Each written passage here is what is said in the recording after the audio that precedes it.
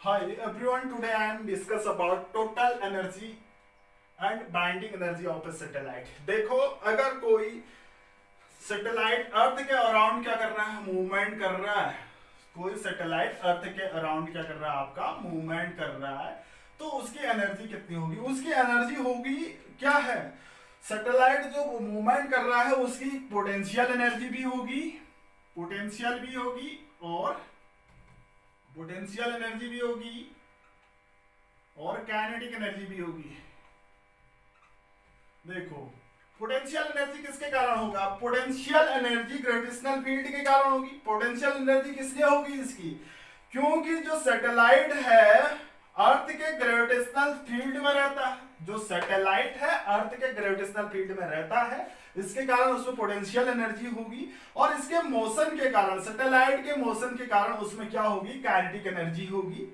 ठीक है, तो उसकी टोटल एनर्जी कितनी होगी? देखिए, हम ये जानते हैं कि क्या होता है, अगर हम इनफाइनाइट से, अगर हम क्या करते हैं, इनफाइनाइट पर किसी बॉडी की ग्रेविटेशनल पोटेंशियल एनर्जी कितनी होती है हम ये डिस्कस कर चुके हैं। इन्फिनिटी पर किसी बॉडी की पोटेंशियल एनर्जी कितनी होती है? आपकी जीरो होती है, हम डिस्कस कर चुके हैं।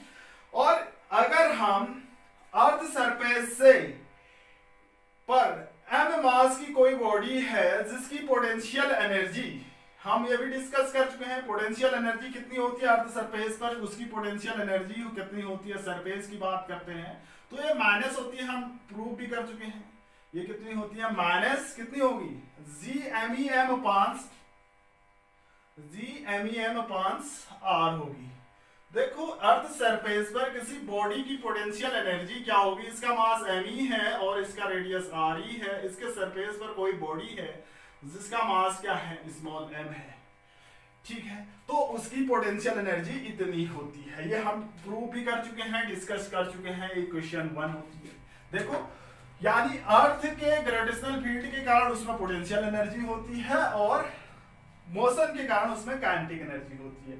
सपोज करो सैटेलाइट की ऑर्बिटल वेलोसिटी, और let orbital velocity of satellite, velocity of satellite क्या है? आपकी वी नॉट है।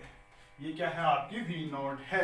तो उसकी काइनेटिक एनर्जी कितनी होगी? काइनेटिक एनर्जी होती है half M V naught square. M क्या है? Mass of the satellite. ठीक है, इस सैटेलाइट को जो रिक्वायरमेंट होता है सेंट्रीपिटल फोर्स कहां से मिलेगा? ग्रेविटेशनल फोर्स से मिलेगा। देखो, हम ग्रेविटेशनल फोर्स पढ़ चुके हैं। सैटेलाइट और अर्थ के बीच ग्रेविटेशनल फोर्स कितना होगा? F equal to G M E M upon R E square होगा। और जो सैटेलाइट को सेंट्रीपिटल फोर्स कहां से मिलेगा? आपके ग्रेविटेशनल फोर्स, सेंट्रीपिटल फोर्स कितना होगा?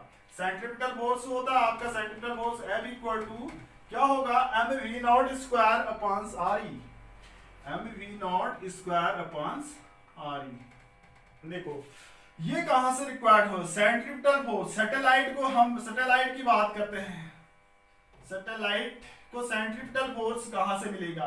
सैटेलाइट को सेंट्रीपिटल फोर्स ग्रेविटेशनल फोर्स से मिलेगा, तो दोनों इक्वल होंगे। तो सेंट्रीपिटल फोर्स कितना है आपका? M V naught square upon R E is equal to G M E M upon R E square.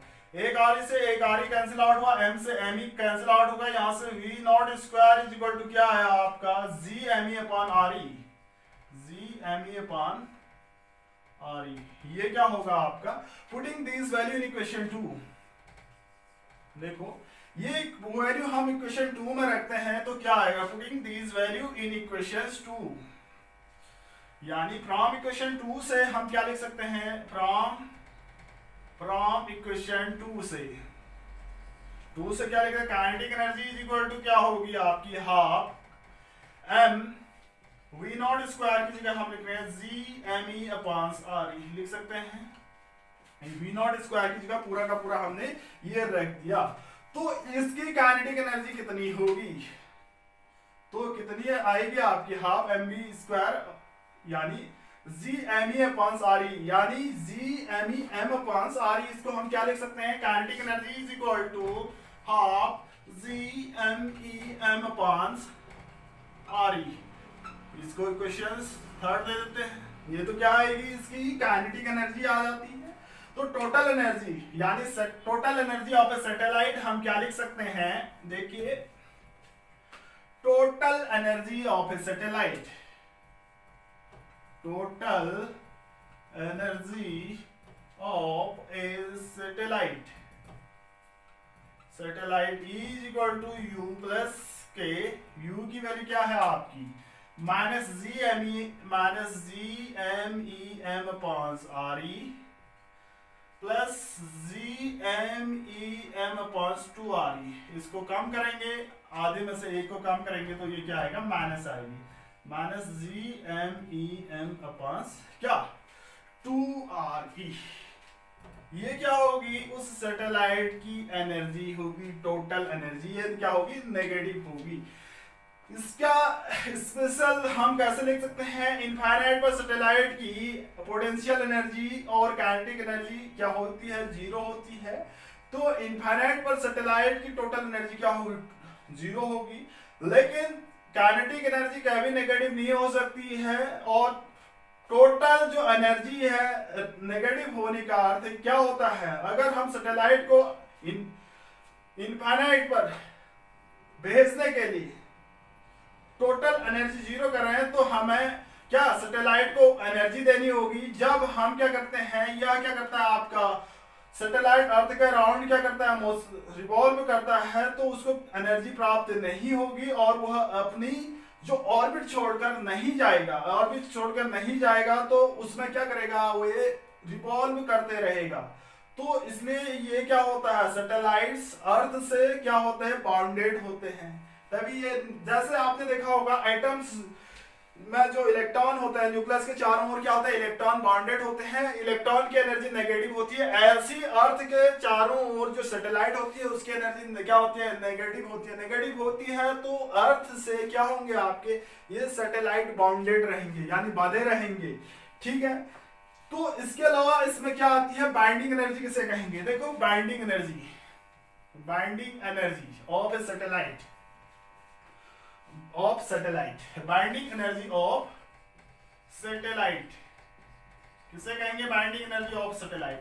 देखो ये क्या आई, हमारी टोटल एनर्जी आई, ठीक है। तो अर्थ के अराउंड जो भी सैटेलाइट क्या हो रही है, अपनी ऑर्बिट छोड़ने के लिए, एस्केप किए जाने के लिए जितनी रिक्वायरमेंट, देखो मैंने क्या कहा, जो एटम होते हैं, न्यूक्लियस होते हैं, न्यूक्लियस के चारों ओर इलेक्ट्रॉन क्या होते हैं, बॉन्डेड रहते हैं, क्योंकि उसकी एनर्जी क्या होती है, नेगेटिव होती है। वो कब फ्री होंगे, जब उतनी ही एनर्जी हम पॉजिटिव एनर्जी देंगे तो उसकी एनर्जी जीरो हो जाएगी, तो क्या होगी, वो क्या होंगी, फ्री हो जाएंगे। ऐसे यहाँ पर क्या है, अगर इसके पास एनर्जी कितने हैं, इसके चारों ओर जो सैटेलाइट है इसकी एनर्जी है आपकी minus G M E M upon M, sorry 2e है। अगर इतनी ही पॉजिटिव एनर्जी देते हैं, इतनी ही हम एनर्जी देते हैं सैटेलाइट को, ये क्या हो जाएगा, इस ऑर्बिट से क्या हो जाएगा, फ्री हो जाएगा, एस्केप हो जाएगा।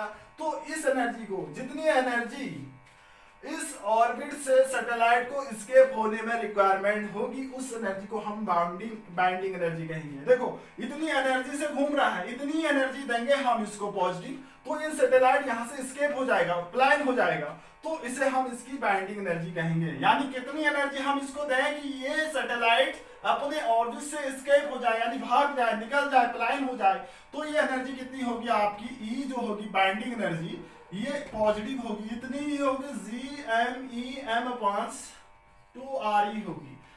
जैसे आपने देखा न्यूक्लियस के चारों ओर इलेक्ट्रॉन बॉन्डेड होते हैं, उसकी एनर्जी नेगेटिव होती है, ठीक है। उसको हम क्या करते हैं, एस्केप करने के लिए उतनी ही एनर्जी देते हैं, पॉजिटिव देते हैं, ताकि उसकी एनर्जी जीरो होगी, तो एनर्जी जीरो होगी तो वहां से क्या हो जाएगा, वो एस्केप हो जाएगा।